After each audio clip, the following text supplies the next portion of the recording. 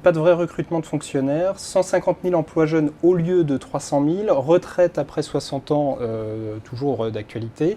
Dans le contexte économique, François Hollande ne ferait-il pas mieux de jouer la franchise et de dire « j'avais prévu un programme plus ambitieux, mais je suis obligé de réduire ces ambitions aujourd'hui face à la crise ».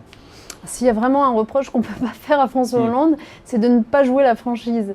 Il a toujours été extrêmement clair sur sa volonté de marcher sur deux jambes dans cette campagne et dans son projet. C'est quoi ces deux jambes ? La première jambe, c'est celle de la responsabilité budgétaire. Il faut qu'à l'horizon 2017, on ait rééquilibré nos comptes et qu'on ait un déficit zéro. C'est une nécessité absolue, c'est pas pour faire plaisir aux agences de notation, c'est parce que sinon, vous laissez une ardoise aux générations qui viennent, aux jeunes là, et qui auront encore plus à payer. Bon.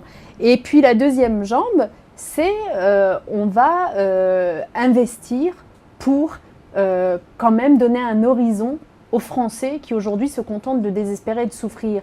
Nous sommes contre les plans d'austérité à la Nicolas Sarkozy qui ne mènent à rien et en plus creusent la crise. Donc nous allons, tout en rééquilibrant les déficits et les comptes publics, nous allons faire des priorités. C'est-à-dire que grâce à la réforme fiscale qui nous aura permis à la fois de mettre plus de justice dans le pays et de récupérer des marges de manœuvre, ces marges de manœuvre, nous allons les investir dans l'industrie. Nous allons recréer des emplois. Voilà. Si on recrée des emplois, on relance la croissance, on relance la consommation. Avec tout cet argent qui est récupéré, on investit dans ce qui compte réellement, l'éducation. C'est essentiel. Pour répondre simplement, puisqu'il y avait plusieurs questions, donc on réinvestit dans l'éducation, je le disais, les 60 000 postes seront bien là. On réinvestit dans l'emploi des jeunes, parce que je disais que c'était un vrai problème. 150 000, non pas emploi jeunes, mais emploi d'avenir. 150 000 emplois d'avenir, c'est quand même ambitieux comme objectif. Ça veut dire quoi ? Ça veut dire qu'on va aller voir dans un certain nombre de secteurs qui sont des secteurs innovants, la croissance verte, le numérique, les transports, et on va créer des emplois qui profiteront aux plus jeunes, notamment dans les quartiers. Et puis il y a le contrat de génération dont on a déjà parlé ensemble, qui permettra aux jeunes d'avoir un premier accès à l'emploi dans des entreprises qui ne se débarrasseront pas pour autant des seniors, puisqu'elles verront leurs charges allégées.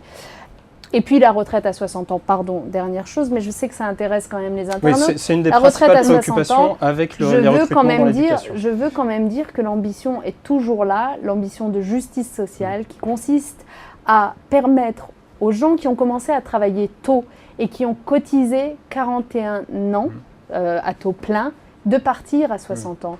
Donc en réalité, le droit de partir à 60 ans quand on a cotisé à taux plein 41 ans, sera remis en place. Il avait disparu de par la réforme de Nicolas Sarkozy.